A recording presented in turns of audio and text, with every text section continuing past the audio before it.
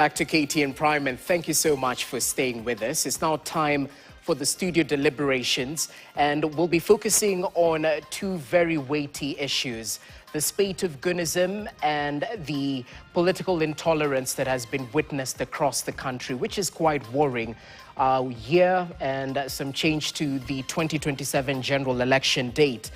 Never mind that the campaigns in Ol Kalou have just ended today at 6 p.m. ahead of the by-elections that are slated for Thursday. Equally, we'll focus on what has been playing out in Ol Kalou. I'm pretty sure you've seen the conversations around, is it development or bribery? And equally, we'll take a look at what this Ol Kalou race means for Mount Kenya's political outlook as we head into the 2027 polls. So much to talk about, so little time. So allow me to introduce my panelists joining me in studio. I'm joined by Wanjiro Gekonyo. Thank you so much for your time.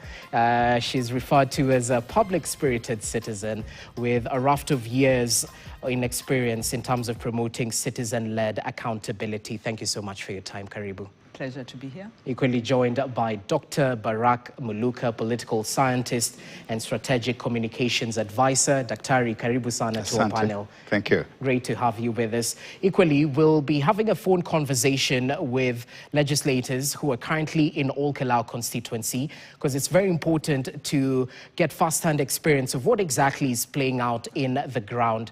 Never mind the reports on mainstream media about the campaign period and how all stops were pulled in order to ensure that, government campaigns for its candidate, the UDA candidate, even as DCP were pushing for their candidate. There are quite a number in the ballot race ahead of Thursday. But let's just link up with Njeri Maina, who's the woman representative of Kirinyaga County. And I'm meant to understand she's currently in Ol Kalou constituency ahead of that by-election that's slated for Thursday.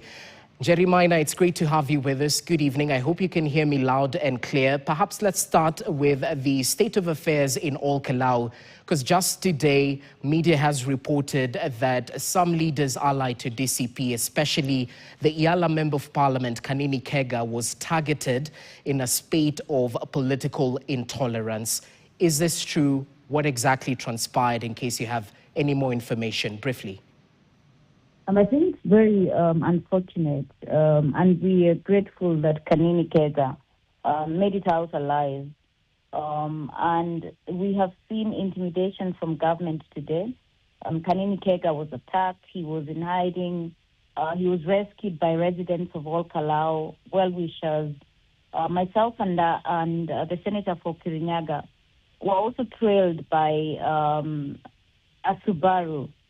And we barely, made it to where we are staying at the moment. So it's quite unfortunate to just see all this happening just because of a by-election. The level of intimidation is worrying, given that Kenya is a state that is governed by law and order, and the Constitution is supreme. And I do not think and believe that the National Police Service, the DCI, and any other security entity should allow itself to be abused by the government, given that they are protected and vested with powers by the Constitution of Kenya to protect from these kinds of scenarios. Okay, Njeri, let me just get into the facts of the matter. What exactly happened? Who accosted the Iala Member of Parliament? And you've equally categorized the incidents where you yourself were fearing for your safety. Who are this? Are these goons? Are these security officers in plain clothes? Were you able to identify them? And equally, do you have faith in the relevant authorities in terms of following up on these instances of political intolerance? I do believe that this is state orchestrated. We were somewhere having lunch in a place called Makuti.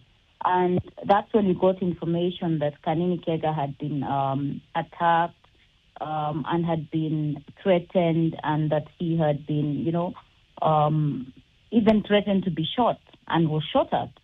And at the same time, we were rushing out to see and, just figure out how we can rescue the situation.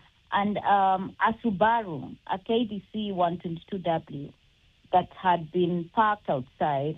Immediately, we left in our car. It just started trailing us. So I can say this is government. The residents are very peaceful themselves. The residents are very calm. It's a very quiet environment from the people. They're very welcoming. You have seen that the government has been able to do their meetings. And it is quite unfortunate that none of the MPs or CSs or PSs that are within or Kalau allied to government have been attacked, have been intimidated. I mean, and then we can't say that we have hope in institutions like the National Police Service or the DCI, because if it is the state perpetuating and perpetrating these kinds of orchestrated attacks and intimidations, then they cannot be able to resolve the same, because that would be working against what they're doing.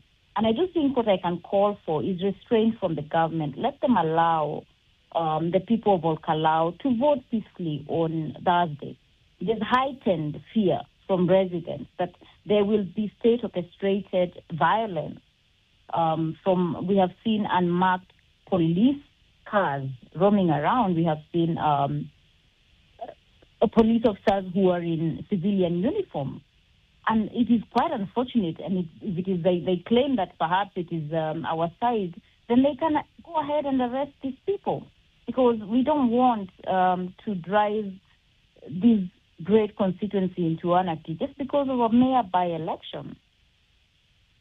Okay, let's talk about the campaign period, which has officially ended at 6 p.m. today.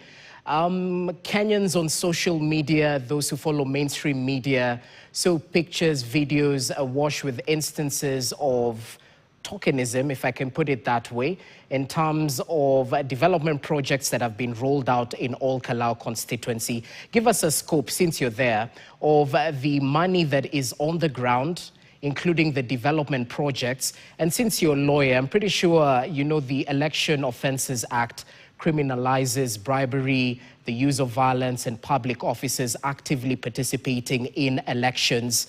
Has that been the case on the ground? Oh, yes, we've seen today PS issuing milk coolers.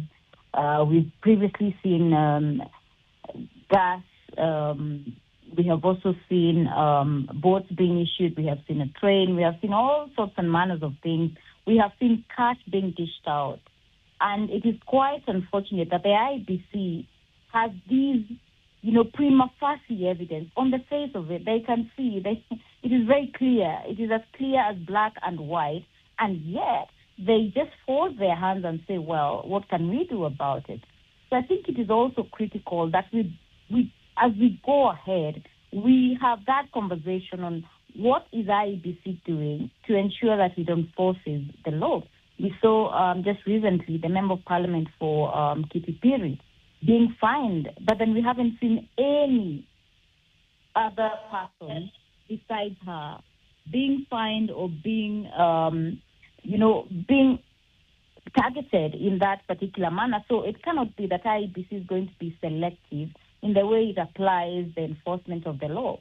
I can tell you here for a fact that it is so, the money is so much that you can see that people are not even excited by it. Money excites people in a natural sense of things. That there was a UDA meeting happening a few hundred meters from where the DCP meeting was happening, and people are just sometimes even going about their daily businesses, because even though the campaign by the government, heavily funded, has lots of money, but people it's sort of like saturated in a way. So it's a very weird and interesting experience, because I have never seen this before, experienced the scale of voter bribery and coercion. I mean, it is on another level. And it is unfortunate to think that it could vitiate the free will of the people. Mheshimiwa, asante sana for your time. I think we can let you proceed with your business. Thank you so much for making time for KTN, just giving us a state of affairs as from your point of view in Ol Kalou constituency ahead of that by-election? Later on, we'll be hoping to get Sabina Chege, nominated Member of Parliament, so we can get a balanced view of the state of affairs from either side of the political divide on what exactly is playing out in Ol Kalou. So briefly, let's react on what has been said. Member of Parliament highlighting that, you know what, opposition members seem to be targeted. IEBC is selective in its application, though we did see the Nakuru Member of Parliament, Gikaria, being summoned by IEBC, even though he did not avail himself. Brief reflections on the campaign period that was witnessed in Ol Kalou. I'm not sure where to start, because we are a constitutional democracy. We are a country, unlike Haiti, that is under rule of law, with an elected president and you know, all the institutions that have the powers and obligation to safeguard the electoral process, safeguard the actors in the process. We also have systemic and consistent violation of the election laws, and it didn't start with Ol Kalou. We are focused on Ol Kalou. We've had by-elections. We had the Bere North. We had the Malava last year, and we've also had incidents of Goonism outside the election process, church raids and all of that. So what we are seeing today is an escalation of a kind of conditioning that's being put on us to expect violence and to have discussions that don't make sense, because you can't say that the bribery is so excessive that people are now desensitized. That is not a discussion you have when you have functional institutions. So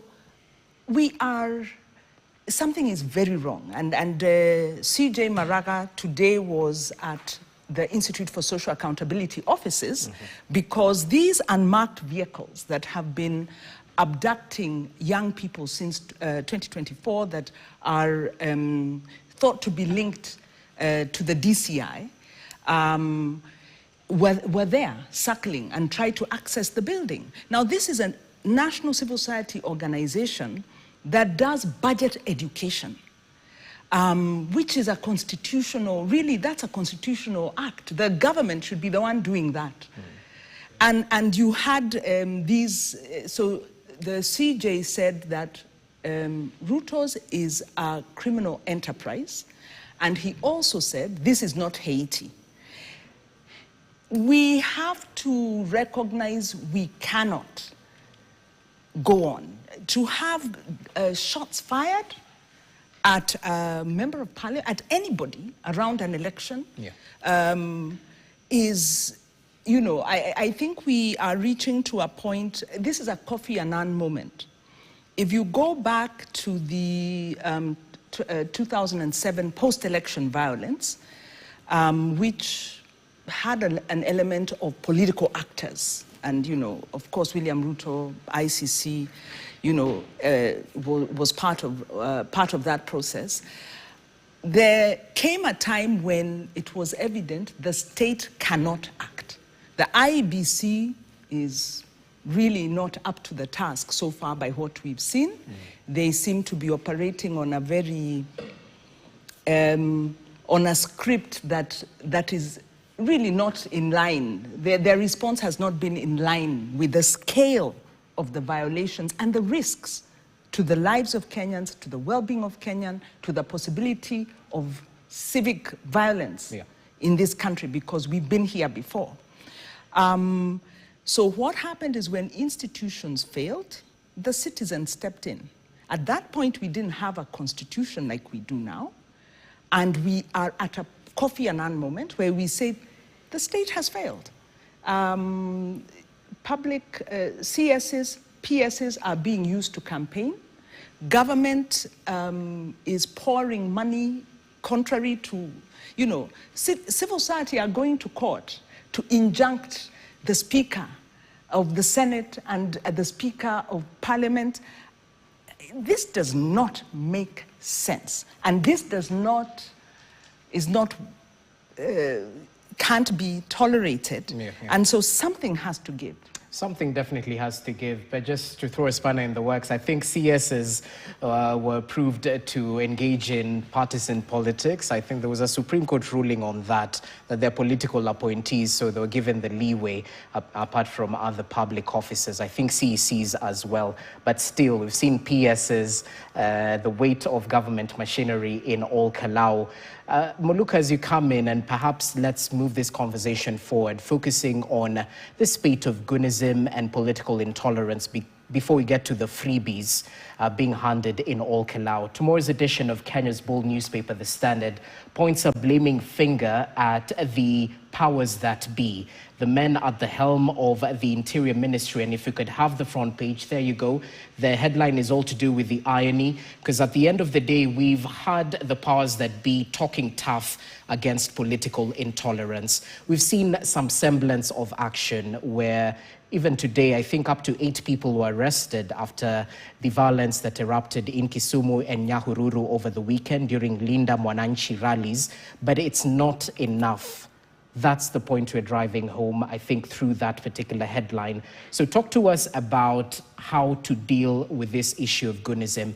Because number one, it seems that the financiers are never identified, prosecuted, arrested, you name it. How do we get to such a point that we do that? Yeah, thank you very much, Rogers, and thank you, Wanjiru.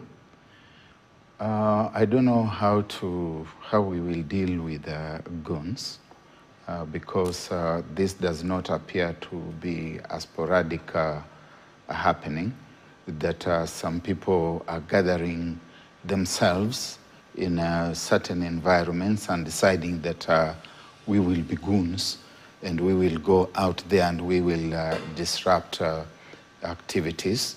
These goons, the people we are calling goons, or as the minister calls them, coons, they are the representation that we have had.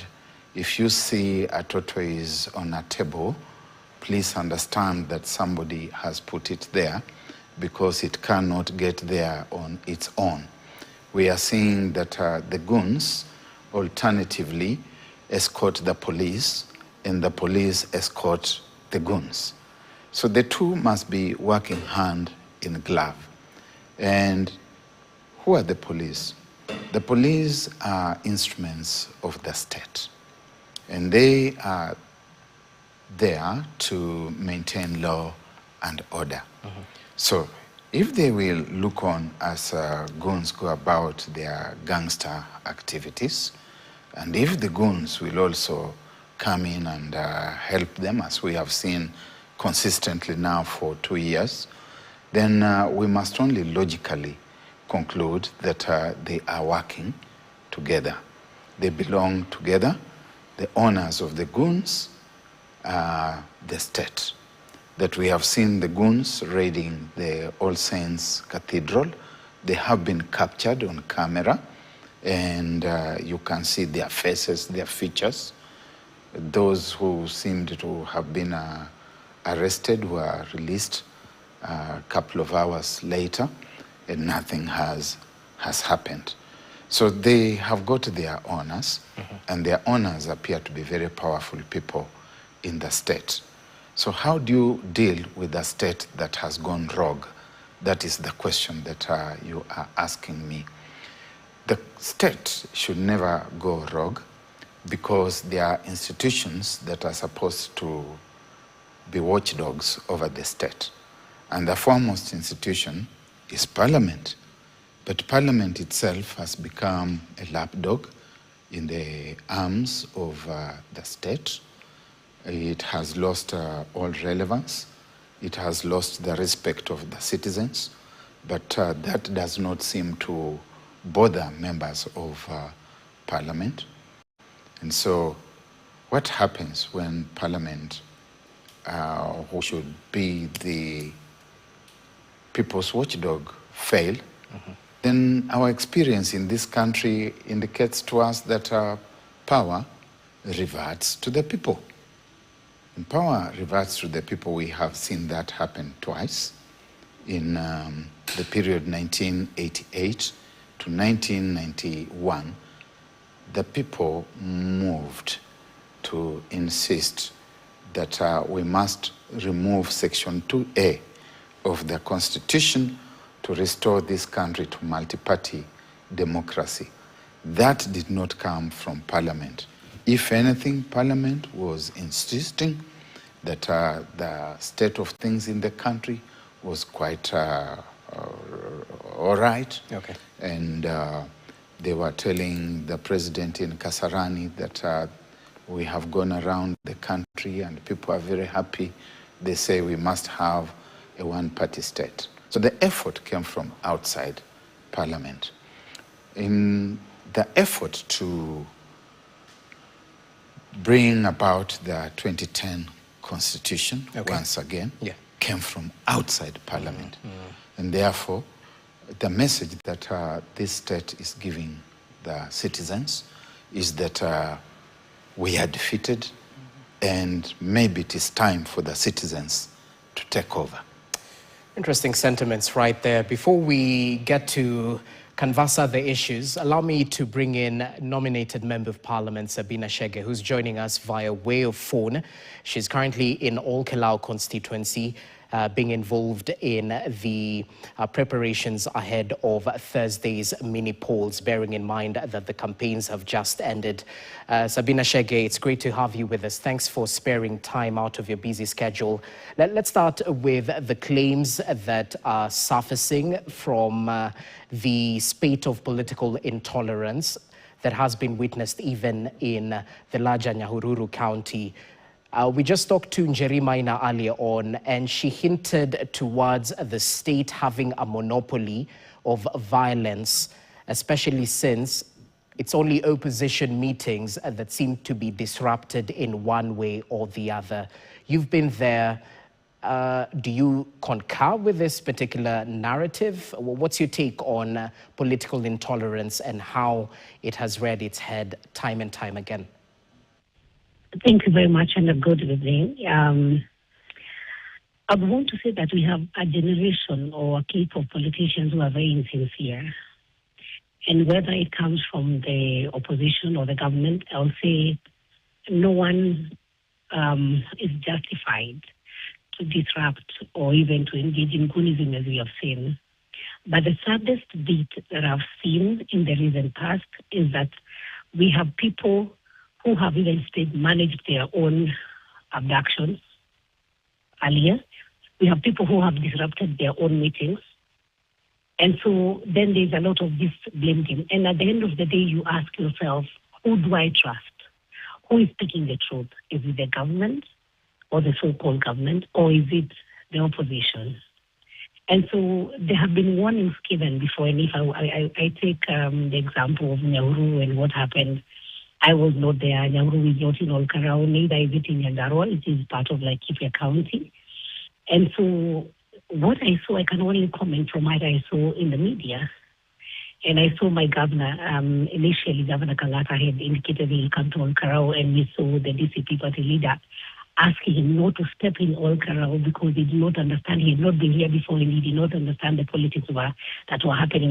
He actually mentioned that the governor was not even eloquent enough to say one term.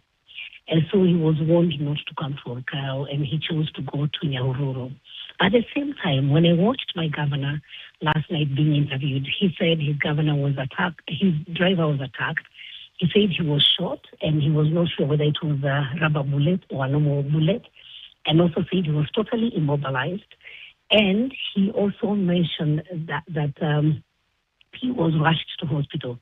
But just before then, the media that I watched, the driver was being interviewed, standing, giving a narration on how they were attacked, how stones were thrown, and all sort of, he was able to explain. I also understand where the report was, where he reported was somewhere in Murang'a or something like that. And so you wonder, between the distance of Nyahururu to go to Muranga, was this a person who was actually shot at the chest? And the big question comes in, was there any shooting? Because I also saw some reports in the media, whether I don't know whether they were verified or not, from the police saying there was no shootout. So did we have people trying to create things to seek sympathy? Unfortunately, also this evening, we had various rallies today, very successful ones, no incidents, and I happened to leave earlier. The last rally that we had in Olkarau town, but I understand by the time the teams was DCP team somewhere else, we had the UDA team somewhere else, and when people were leaving, the people met, and there was a bit of shouting of either one term, two term, but people passed, and that was it. But unfortunately, I've seen one of my former colleagues, who is also the Iriala MP, saying that there were police that shot at him, and he rushed, or he was able to speed off, and he had purportedly was recording himself in a house in Oljororok with some children. But my big question was, if then is it true that there was some shootout and the police were after you, does it make sense that you can go into a homestead in Oljororok, or you could speed off and go to your home or go back to your home in Nyeri, or just speed to a police station if then there was that shootout and people were following you? So I also saw he was saying he has panicked, and so there was some white stuff on his trouser, and I was like, how did you even get this white stuff on your trouser? And you were in your car, and your car was able to speed up. And so there are so many questions, and I think we have, actually, and that's our said, of amongst ourselves, the politicians, who are not sincere, and they put a lot of fear, and especially in this Olkarau by-election, there have been a lot of people being instilled fear and being told, if you vote this way, you will be marked. You'll be accused that you are betrayer of the society, all sorts of names. Unfortunately, even some older members of parliament, for instance, in a place called Kagai, yesterday I went to a church and a woman confided with me that a certain politician had called the husbands and said, lock your wives in their homes, let them not come out because they are mobilizing for this and this particular political party, or they are supporting the government. So your wife and your home is marked and you are a betrayer.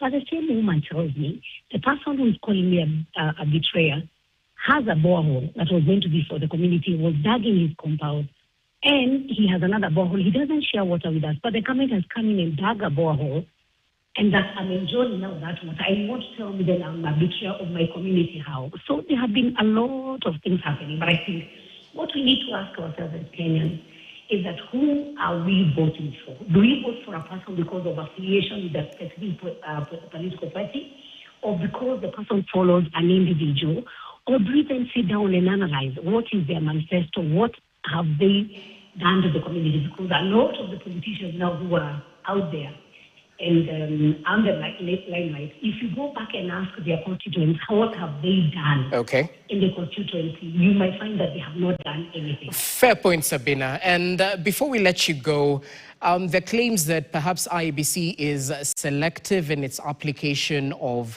the electoral conduct law.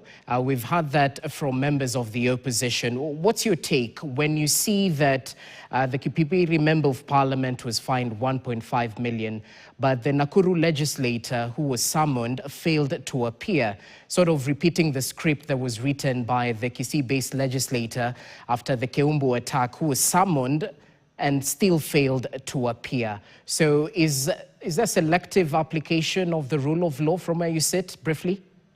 I don't think so. I think IEBC should not be biased. It doesn't matter whether somebody supports the government or not, or whether they're in the opposition.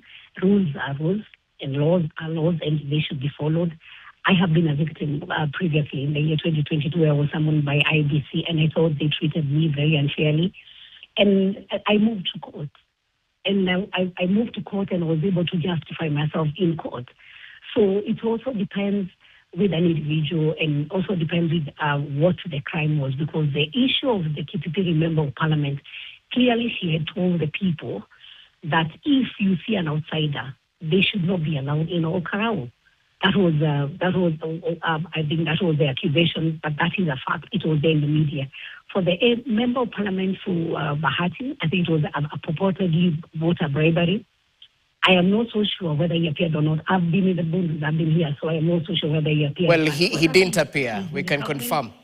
I can say, because I think he's going to buy, or he's interested in buying. He will need IBC, and that is where IBC needs to catch up with the politicians who do not honor them or honor the summons. But he also feels that he was unfairly summoned. There are other ways of addressing the matter. But I think everybody should appear if IBC summons you, whether you are in the support the government or you're in opposition, and we should practice decorum as members of parliament. All of us should, because if we ban this country, we'll also ban in it. Asante sana, Sabina Chege. Thanks for your time, just giving us your take and first-hand experience of the things you've encountered personally in Olkalau. All the best as you continue ahead of the mini polls that are set for Thursday. I hope you're not campaigning, by the way. Anyway, I should have asked why they're still in Olkalau. Thank you very much. Asante sana. Let's react to what's being said. We have conflicting narratives.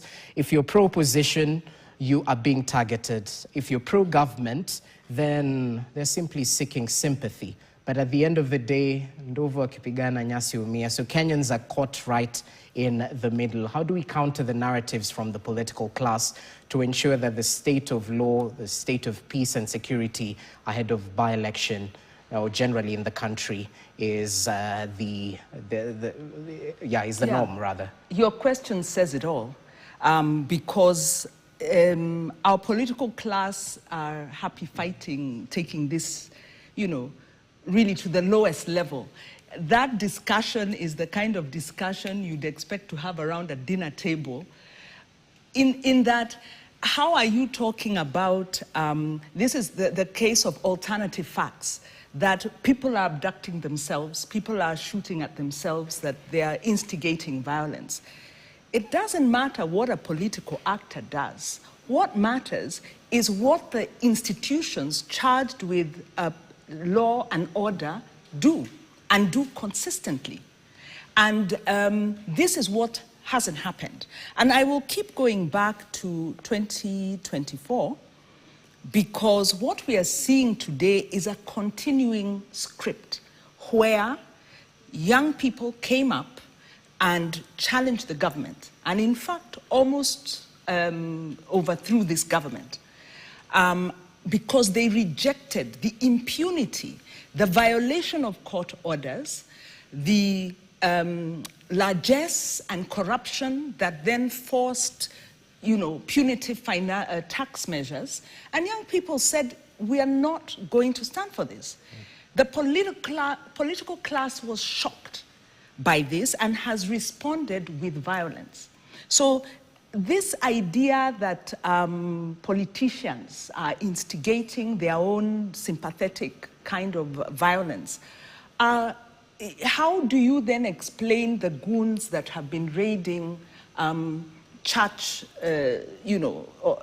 church ceremonies, have been raiding members, political class members, but outside of the electoral process? Are all these stage managed? Or is this a logical continuation of a state that has lost legitimacy and is therefore using coercive force to, this could even be looked at as voter suppression. Because when you create enough insecurity and violence, the people, like you say, nyasi huumia, it's the citizen who will say they are going to stand back. Should a politician stage manage an incident, we should have the confidence that the state, security forces will respond. But we have not had, to date, we haven't had a report either from Parliament or from government on what happened in 2024, on the abductions, on the disappearance, on the killings. Even the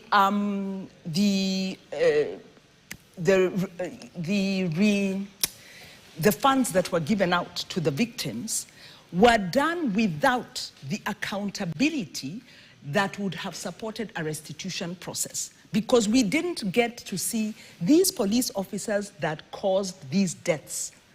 These are the actions that are taken. So money was given out, and that's why some are saying it's blood money. So when, you know, Sabina Chege tells us that people are abducting themselves, it is possible that because we have warmongers sitting on both sides of the political divide, and they lose nothing by instigating violence, especially when the security forces are compromised. And, you know, as we've seen in the media, unless we were imagining alternative facts, it's not fiction. When you see goons being accompanied, police standing aside, not doing anything. So let our politicians not try and distract us from the state failure, from the state violence, from the abuse of state resources, from the violation of constitutional provisions and court orders that is going on, from the systemic failure by this government to manage the elections, and from the conditioning they are trying to put in us to expect violence, and to then have discussions about who did, you know, Kanini Kega, you know, pay people to come shoot and pretend that he's cow, you know, those are not discussions that we can agree. We're not fools. Sideshows in short, So, Barak Muluka, I think if we talk about the solutions without identifying the problem, then we might have a mismatch. So, is this Goonism problem a social, an economic, a political issue? Because we have to consider the economic challenges that are facing the country, especially the youth. And perhaps that's what makes them susceptible to being used by politicians to serve ulterior motives. So what's the problem, and how can we structurally address the issues the youth are facing so that we get to a point where they refuse to be weaponized, you know? It is all that, Rogers. It's political, it's social, it's economic. It should worry us to no mean end that on a normal working day, on a Monday, such as this one, you are able to go to Ol Kalou and you are able to mobilize all those huge crowds that we have been witnessing, whether you are in the opposition or whether you are in the government. It should worry us that we have got all this idle capacity out there that is waiting to be hired. And it's not even hired for much, it is hired for a pittance. We must ask ourselves, how come we have got all that capacity? And it speaks to unemployment, it speaks to underemployment, it speaks to economic desperation, it starts speaking to insecurity, and this is how nations sink. That we are in a place where the state imagines that it's going to run away from accountability by working with goons. Because let's, like Wanjiru says, let us not lie to ourselves that we are so foolish that we cannot tell what is happening. No. It is clear that the state is working with these goons, these hirelings. This is what happened in Haiti. It happened in Colombia. It happened in Venezuela. It has happened in many other parts of the world. And in certain instances, it gets out of control. And very soon, it's going to overrun the state itself. When we look at the by-elections that we have had so far, whether they have been in Malava or whether they have been in Bere North and now in Ol Kalou and in some county assemblies wards, we are seeing a litmus test. And this litmus test is telling us that next year, if we continue like this, we are going to have a crisis that is going to make 2007 look like children's play. That we are getting accustomed to this thing that we are calling the culture of goons. And what would be the origins of this whole thing? The origins would be that somebody is worried, and somebody is worried about losing power. The state is being treated as an asset which must be acquired and which must be owned. And President William Ruto, I can look in that camera and state without any fear of contradiction or of abduction or of any of those things, that when he got into power, he understood that he was now the owner of the country, the owner of the state. He does not seem to understand that he is in a service portfolio and that he's supposed to serve the country. He's looking at the state as something to be competed for, and that he competed in 2022 and got it. And he does not believe that it should slip out of his hands. And you hear his acolytes saying things like, Kenyatta had I don't know how many years, Moi had how many years, Kibaki had how many years, Uhuru had so many years, and Ruto must also have so many years. And so that fixation with he must have so many years now makes it obligatory by hook or crook. If he cannot persuade you, he will buy you. And we have seen the buying that has been taking place in all these places. Let nobody cheat us that this is about development. What kind of development does a mattress bring? Where are they going to be doing this development with those mattresses, with those gas cylinders? This is open day voter bribery, and it's voter bribery because in the case of Olkalau, a point must be proven. The point to be proven is that I'm still in control. So President William Ruto is telling the country that I am the state, and the state is me. And the demarcation lines become very diffuse. We cannot tell the difference between the president, the state house, the executive, the party, William Ruto. They are all one and the same thing, and it cannot be allowed to go. So we can use goons. If we use goons, we will not take responsibility. There's no officer we can say that this officer had service badge number, this, that, and that, and his or her name is officer such and such. You say they are goons. And Sabina Chege ought to be embarrassed as a legislator to tell us that someone has abducted himself. Abduction is a criminal offense. If I abduct you, I should be arrested and be charged. If you abduct yourself, you should be arrested and be charged. So it doesn't matter.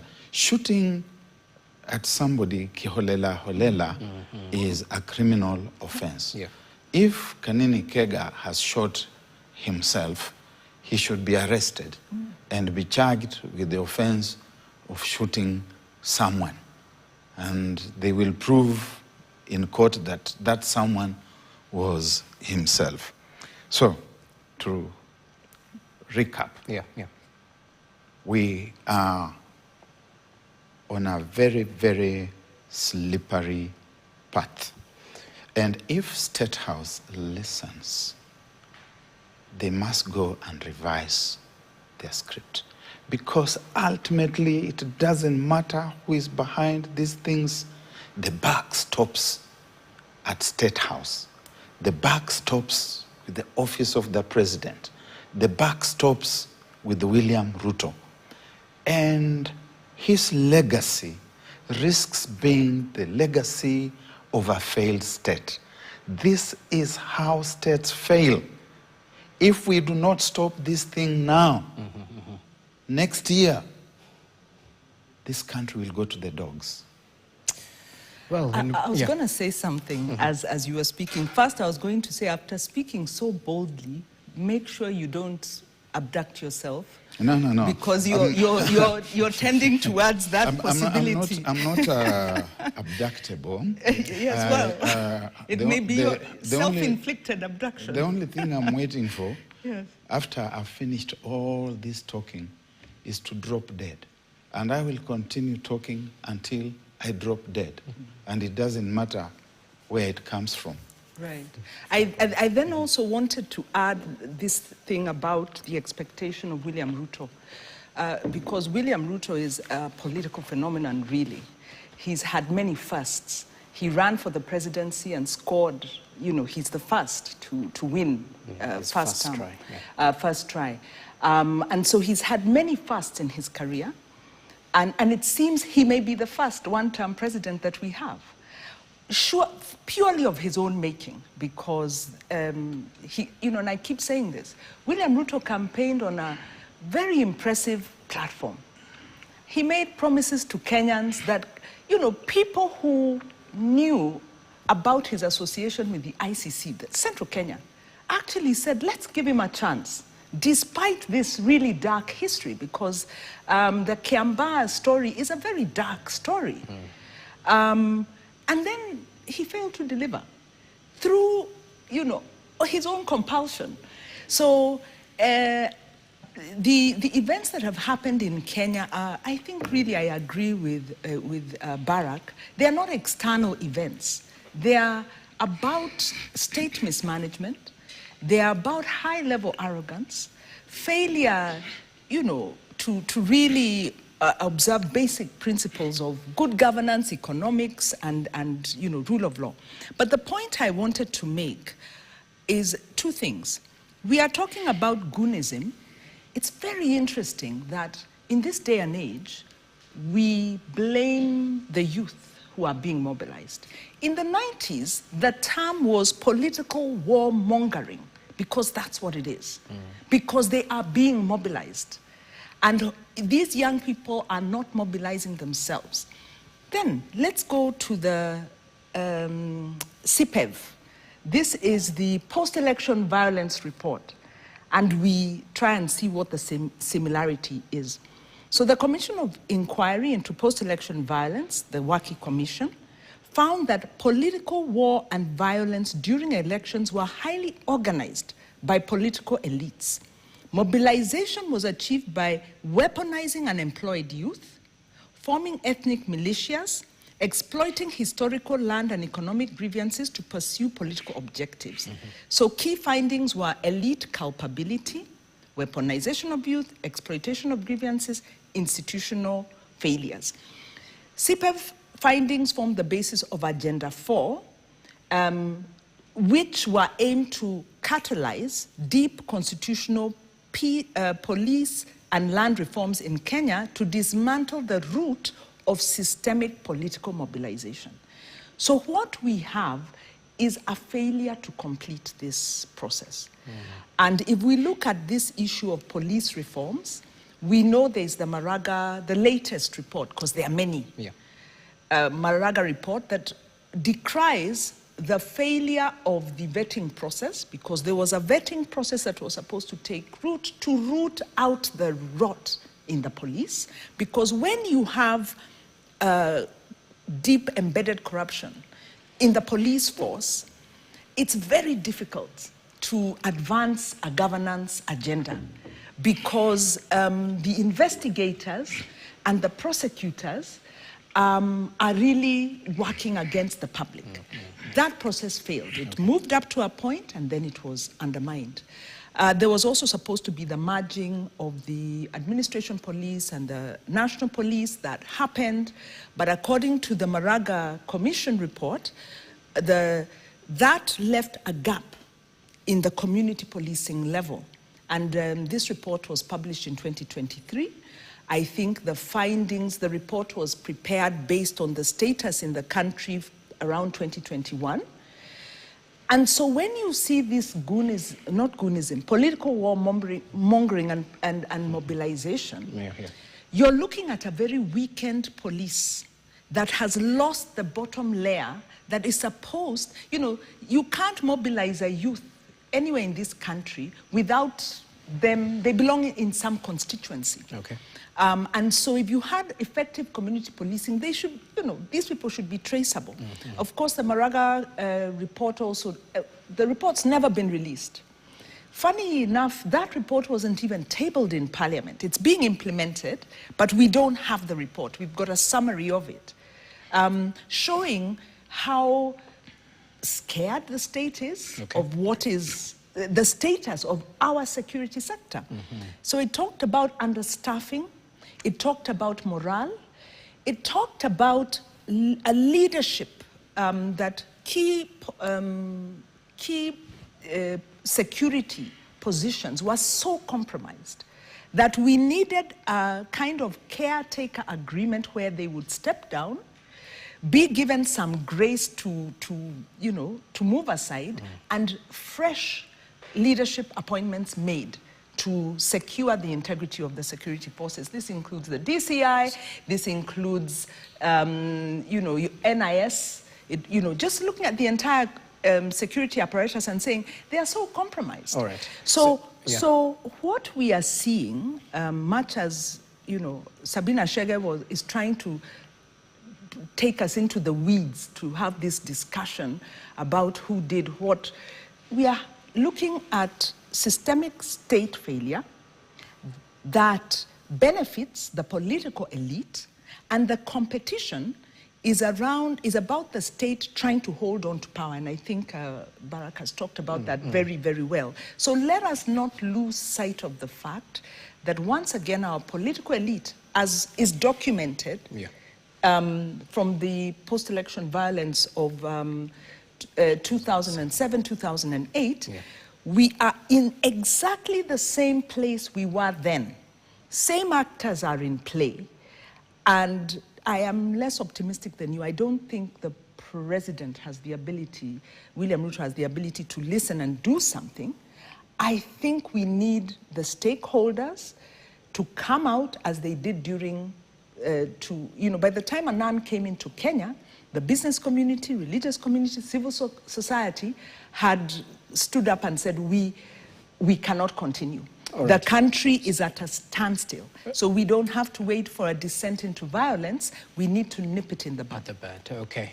As we move this conversation forward, Maluka, we have instances where Kenyans have compared what's going on in Ol Kalou, drawing similarities to perhaps political development or cases of bribery. I'd like your take on it, because how do you draw the line between earmarked government projects, which according to some of the PSs, it was simply a coincidence that they were in that part of the country at that particular time launching development projects. So perhaps the groundwork had already been done and they were supposed to be launched in the first phase of this financial year.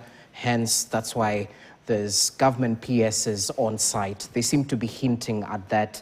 So how do we differentiate between, government budgeted projects and actually the party campaign machinery? Because those lines are blurred. How do we differentiate between the two? I think the lines are not blurred at all, Jesse. Oh. The lines are as clear as broad daylight, that you have got a government that was elected on the basis of certain promissory notes. Which promissory notes exist? We are talking about a government that signed more than 48 charters with Kenyans, one charter each for each one of the 47 counties, one national charter, and there were other charters, special ones, with women, with people living with disabilities, and those do give us the templates for the development agenda that this government promised Kenyans it was going to go out there and implement. And they called it the plan.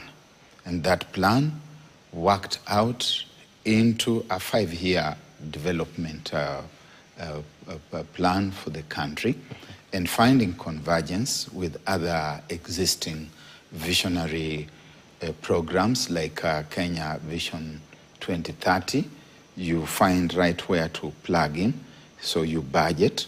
Then the state announces that we are now beginning to roll out.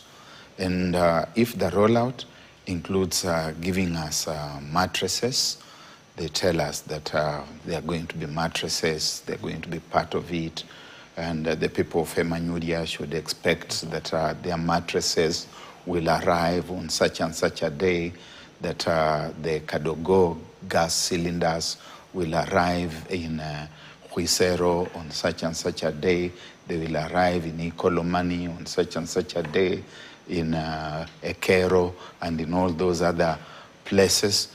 And we can see the developmental factor about it. But we are talking about what you would call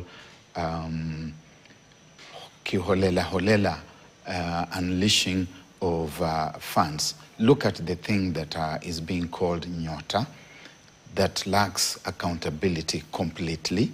The money has been borrowed from somewhere, and people are being told to line up, to queue and be given money.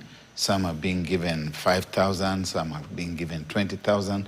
There are no avenues for accountability. Development is something that is very structured, something that we can come back after 12 months and say that this was the template, this was the program, this group here, this CBO, this was the plan that you had, and this is the money that was released, and that you're even going to be able to pay it back over such and such a period of time. Now, what we are seeing is broad daylight bribery, voter treatment. And so we must ask ourselves the question again, what is wrong with the IEBC? Because IEBC cannot in good conscience go on with this election in Olkalau. It can't. I said earlier on that Olkalau was a litmus test. Mm-hmm. It's a litmus test for very many people, for very many institutions. It's a litmus test for the police. It is a litmus test for IEBC. And IEBC, the people who are there and who are very learned, they are people whom we know, whose track record was presented before the selection committee, and Kenyans said, yes, we seem to be having a good team of people here. These are people who should remember what has happened to those who are there before them. But if they cannot remember, then we must remind them what happened to the Samuel Kivuitu group. We must remind them what happened to the Isaac Hassan group. We must remind them what happened to the Chebukati group, and they must know where they are headed. They are headed into disaster, just like the country that they are driving towards disaster. And don't we have a single man or woman of conscience on that commission who can speak to the colleagues and say, let us do our job the right way? Because the country has paid very heavily in the past because of having flawed electoral authorities. The ECK in 2007 failed this country. And the Chebukati Commission in 2022 failed this country. The Ethicon Commission has got to be pitied because it has got that grain of history to learn from, to know what is going to happen, to see all these goons and to teach this country that this is not how we are going to conduct elections. To say that this election in Olkalau, in line with the law governing, the laws in fact governing elections, we cannot go on with this flawed thing. So we're in a very bad place. Okay, and that's fair, but what can IEBC do? Because we've seen them trying to censure some of these leaders, some on them, some have been fined. Irrespective of whether it's selective application, what powers do they have, and have they used it? IEBC's hands are not tied. They can disqualify anybody who is doing it the wrong way. True. If we must go on with the elections in Ol Kalou, there's nowhere where it is written in granite that there must be a DCP candidate or there must be a UDA candidate. There are 9 candidates, from my understanding, in Ol Kalou. Yes. And it doesn't have to be a DCP candidate or a UDA candidate. If they're the ones who are messing, disqualify them. Whose permission are they waiting before they can disqualify them? They should not start behaving in a manner likely to say, oh, we are helpless here, we do not have prosecutorial powers, oh, we are warning you. Oh. They have got the powers, they have got the mandate, and they are independent. The first letter in their abbreviation is independent. They are the Independent Electoral and Boundaries Commission of Kenya, and they must exercise that independence. If at this moment they disqualify the UDA and the DCP candidates, then they send out a very powerful message to the country, and the country will know that it's not going to behave like this. They send out a very strong message to State House. They send out a very strong message to Rigathi Gachagua. They send out a very strong message to William Ruto, to Murkomen, to the boss at the police, to DCI, to NIS, and to all the others. They tell them that we are independent and we run elections in this country because we are the ones charged with umpiring the process that gives this country its elected leaders to exercise sovereignty on behalf of the people, and so nobody controls our hand. Okay, perhaps expound on that, because 1 year and some change to the polls, as is mentioned and has been mentioned before, this is a true litmus test of the Commission's capacity to ensure a free, fair and credible election. They've been criticized, all back, no bite. How can IEBC bite? First of all, and fully, I think Barak has put it so well, this issue of independence. Chapter 15 institutions were created as oversight institutions for protection of the Constitution. They are not created to be a limb of any of the other 3 arms of government. So Kenya has 4 arms of government. We've got our executive, we've got our judiciary, we've got our legislature. Then others will talk about the media as also another arm. And we have Chapter 15 as a 4th arm.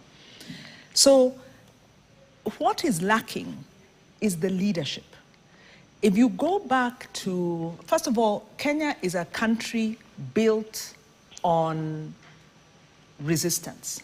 This is a country built on independence struggle.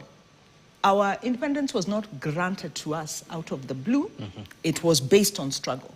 It was based on armed struggle and non-violent struggle at different times in different ways. And our history is not well told because we get this colonial stuff that confuses Kenyans, and they can't tell good leadership from bad, and this is part of the problem. We're very confused about what statehood really is about.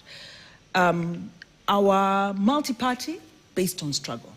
And our legends are with us. We have living legends who fought for the freedom for us to sit here and talk the way we want to talk. You can't do this in other countries. To have a budget process where citizens can engage any political leader and get answers. That was fought for. Our constitution was fought for. Now, for our constitution to then be implemented, the people who sit in those offices have to be bold, have to be courageous, have to be clear. We can't have people who come and say, oh, we tried. Like you said, they're not going to help us. Don't take the job. Hackathon can step, if you feel that if kitchen he is feels, too hot, step get out. out. Get out of the kitchen. Yeah. These are not technocratic positions. These are political positions, and they're dealing with the most difficult part of, actually they're dealing with the frontier of our third liberation. Because political accountability comes from the electoral accountability. And that is a failed project, as we can see. CPEV was undermined, IREC partly implemented, TJRC partly implemented. So they inherited a mess. And their job is, okay, not a full mess, because success, they have the constitution. There's very good jurisprudence, because we've got the Minor Kiai ruling, we've got the Raila Odinga ruling, we've got all these rulings that have helped to strengthen the electoral process. But the culture of our political leaders is what you saw. A level of discussion really that actually is an insult to the airwaves. And political leaders have to bring substance. This government doesn't report. They like to do this kind of gossip because they are trying to enlist citizens into very rudimentary welfare politics. That's what this is. Otherwise, you come with facts and you say, we have investigated and have a report, and this is what happened, and this is the action that will take place. Yeah. Now, this means Hackathon and his team need to recognize they're in a captured situation, and the whole country is relying on them to see whether this country will burn or not. Right now, the way we are heading, this country will burn. Because as you saw, even in our Kalau, citizens will not sit back and watch political actors come and interfere with their politics. And in Kenya, the violent uprising of citizens comes when the state interferes with their free expression of the electoral process. Okay. Or as happened in 2024, of their democratic process. So Hackathon and his team, Alitalala, yes, the very eloquent, very good people there, need to recognize they are holding the country in their hands. And they must be bold, must be clear, must borrow from the Commission on Implementation of the Constitution that was appointed for the caretaker period during the implementation, the implementation of the schedule, is it Schedule 5, to oversee the laws that would implement the Constitution. This commission was created because Kenya has a culture of violating the law. So what William Ruto is doing actually should not surprise us. First of all, because he had that track record. And then two, our political leaders have that track record. What we need for people who sit in constitutional offices is to recognize they are part of a struggle. And the way they enact that struggle is by being bold, by giving clear leadership, by being impartial, by being consistent, and by marshalling all the resources they can, because they have a lot of resources, constitutional resources. There are a lot of people in government, there are a lot of people even in the security sector who do not like this shadowy Subaru business, who want to do the right thing. So that if there is a hotspot, you don't get the internal security minister calling it the day before the election, because that's what happened with the by-election previously, where that announcement itself will keep people at home because they are wondering, hey, if now the state is saying, how did you not know it's a hotspot? So this government is failing to use its intelligence, is failing to give information that can inform a sound process. So the first thing IEBC has to demand is they have to get the data. Next thing is to look at what has been done in 2013, in 2017, I think to some extent in 2022, there were very strong monitoring, election monitoring, peace monitoring, election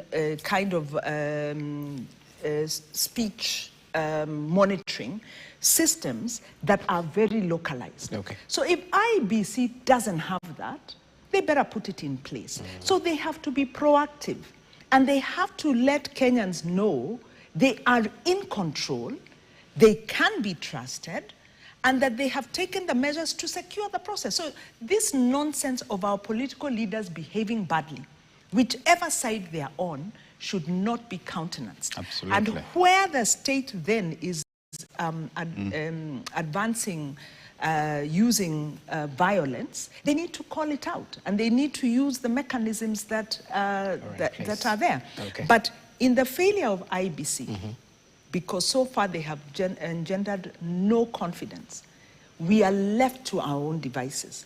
And the question becomes, if the state continues to fail us, and IBC fails us, are we going to sit pretty and watch the country hurtle down the cliff?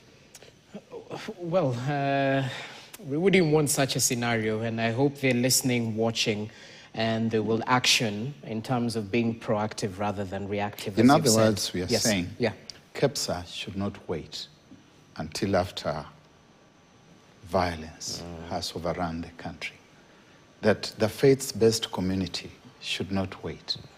That the LSK should not wait. That other professional entities should not wait. That the Ufungamano initiative should not wait. That the time for Kenyans of conscience and vision to come together to rescue their country is now. Tomorrow might be too late. Okay, let me engage you in your capacity as a political scientist, Daktari, because at the end of the day, the residents of All Kalau will have their say, and they will have their way come Thursday once the ballots are counted and the winner is declared. But at the end of the day, speak to us about what this means for the 2027 race and the Mount Kenya intricacies that are playing out in the political space. Because others argue that William Ruto has lost the mountain, and that's why he's quite adamant on bringing their broad-based partners into the fold in order to boost the numbers that he might have lost. And on the flip side, if you talk to a government person, they will castigate the level of gatekeeping by some of these political leaders affiliated to the opposition, perhaps borrowing from the warning that was given to Irungu Kang'ata recently. And we've had government leaders saying that perhaps he had prior intelligence since he gave a warning before it happened, or he was planning himself.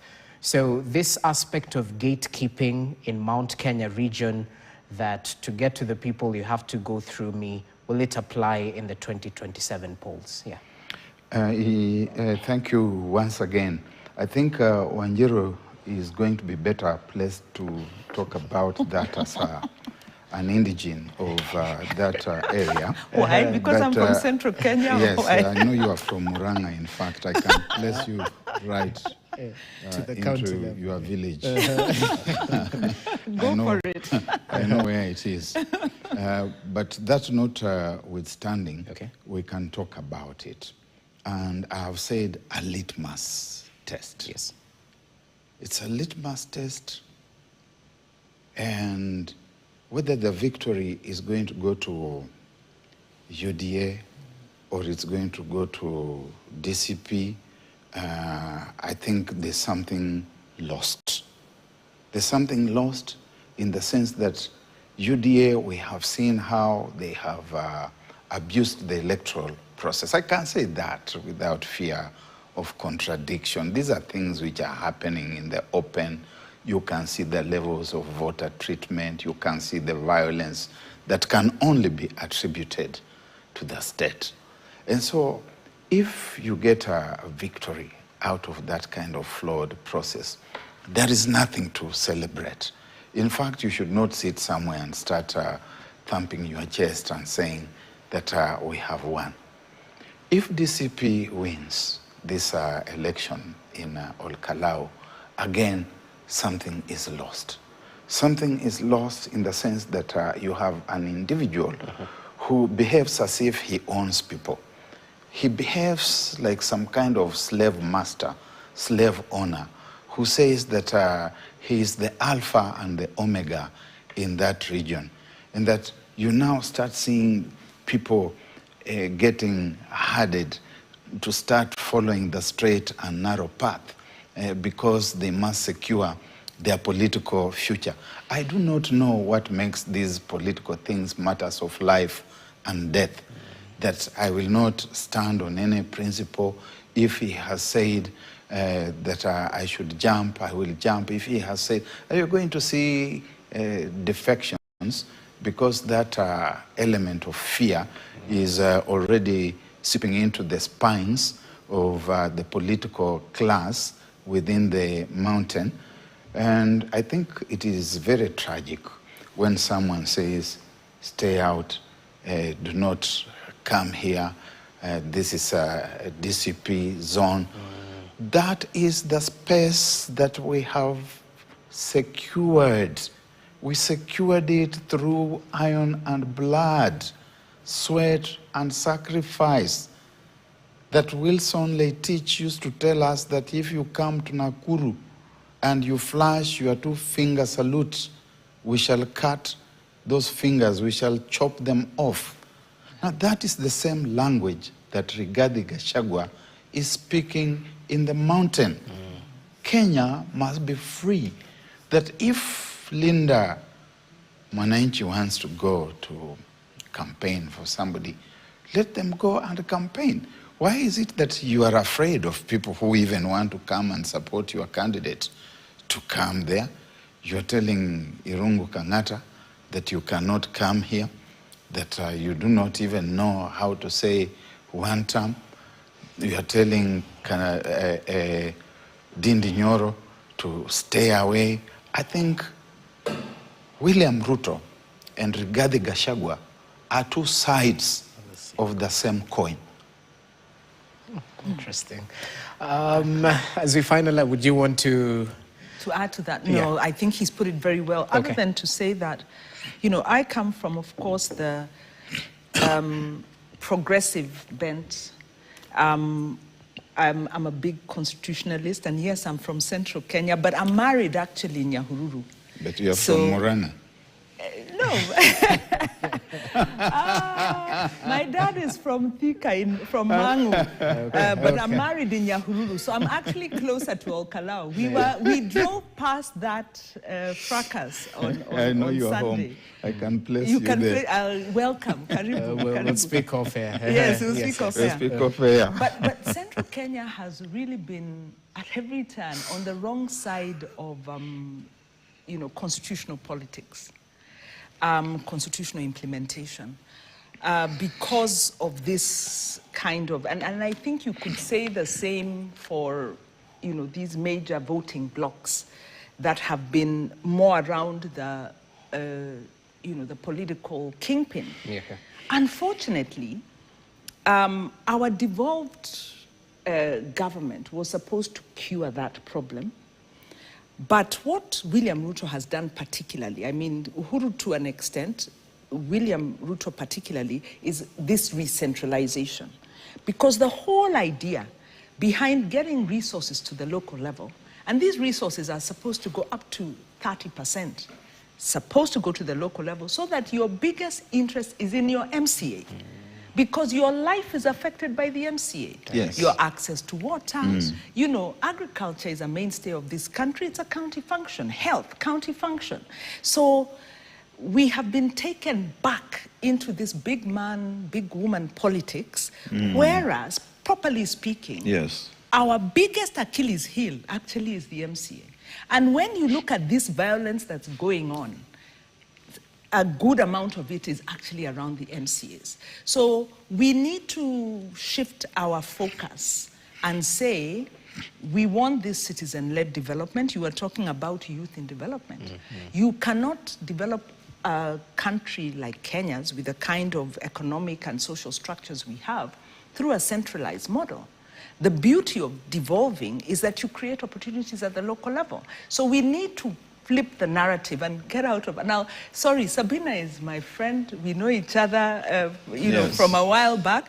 But this level of discussion, and I know she's got a very good mind, we can't allow this kind of, to dictate us. Let us talk seriously about how do we get development at the local level, create meaningful jobs, have proper local governance, so that our MCA and our MP are the most important. Let's go the Switzerland route. People don't even know the name of the president. That's where we want to get to, not going back into the old days of centralized presidential hegemony.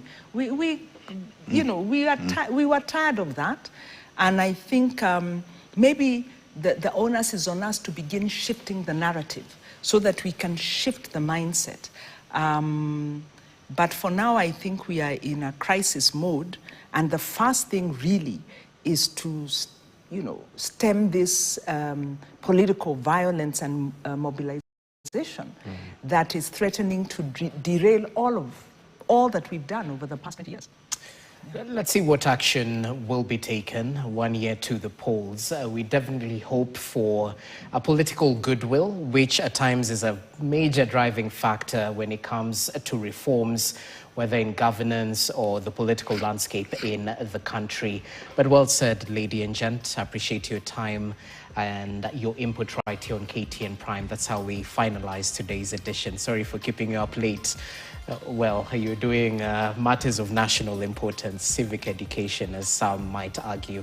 Asanteni sana for your time. Barak Muluka Daktari, it's always a pleasure to have you with us. He was joining us in his capacity as strategic communications advisor and political scientist, and Wanjiro Gekonyo, who is a public-spirited citizen and a champion of good governance with years of experience in promoting citizen-led accountability. Asante sana for your time. Well, that's all we had for you right here on KTN Prime. Thank you so much for watching. I hope you're adequately informed. I'm Jesse Rogers. Have yourself a wonderful evening. Enjoy the rest of your viewing.